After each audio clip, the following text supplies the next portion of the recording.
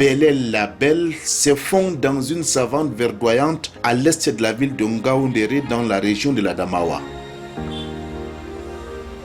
Dans les jours à venir, les principaux axes routiers de cette cité seront entièrement revêtus par des pavés. Ce matin, à l'esplanade de la mairie, le maire Abou Aboubakar, en poste depuis 2013, reçoit du matériel destiné à l'installation d'une unité de production de pavés. Cette masse de ferraille vibrante a une capacité de production de 3000 pavés par jour. Ce matériel, ô combien important pour le développement de cette localité, est une dotation du ministère de l'Habitat et du Développement urbain.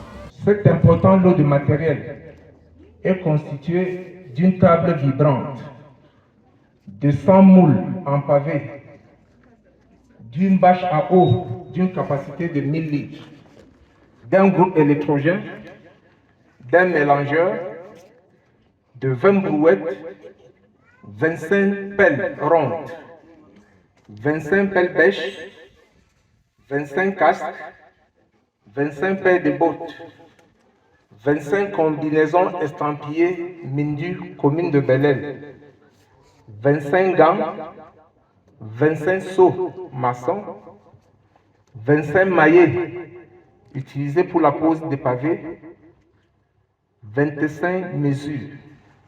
En 2023, la commune de Bel-El avait signé un contrat de ville avec le Mindu. Pendant 3 ans, le ministère que dirige Ketia Courtes dépensera plus d'1,6 milliard pour développer, moderniser et embellir la commune de Bel-El. Une centaine d'emplois seront également créés pour occuper la jeunesse. L'objectif du contrat est la revitalisation du cœur de ville, l'amélioration des conditions de mobilité, l'amélioration de l'accès aux services urbains, notamment dans les quartiers défavorisés, l'augmentation des efforts d'entretien des ouvrages de voirie et de drainage, l'amélioration du cadre environnemental et le renforcement des capacités de maîtrise d'ouvrage de la commune. C'est donc pour moi l'occasion d'exprimer à cette vaillante dame, ministre de l'Habitat et du Développement urbain, les sincères remerciements de toutes les populations de la commune de Bel-El pour cette marque d'estime et de confiance. Au cours de cette cérémonie, près de 200 tables bancs sont distribuées aux écoles en cette période de rentrée scolaire. Les bénéficiaires sont déjà convaincus des bienfaits de cette dotation. Cette dotation va nous permettre d'améliorer notre performance, vu que le pourcentage de places assises est de 67,37 chez nous. Donc c'est une bouffée d'oxygène. Ça va nous permettre donc de mieux travailler. L'arrondissement de Bel-El n'échappe guère au sempiternel problème de manque d'actes de naissance qui touche notre pays. À quelques kilomètres de là, l'école publique de Djerkouka 2 en est une parfaite illustration. La plus grande partie des élèves n'ont pas d'acte de naissance. En tout cas, les fiches sont quand même disponibles. Nous sommes en train d'enregistrer progressivement dans les enfants qui n'ont pas d'acte de naissance.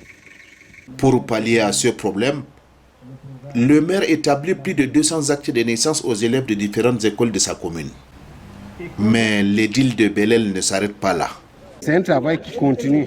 Nous sommes en train de travailler également sur d'autres cas et en collaboration avec les services de la justice, notamment la Cour d'appel de l'Adamawa. Nous allons continuer à produire des actes de naissance pour rattraper des cas qui n'ont pas pu être, n'est-ce pas, déclarés à la naissance.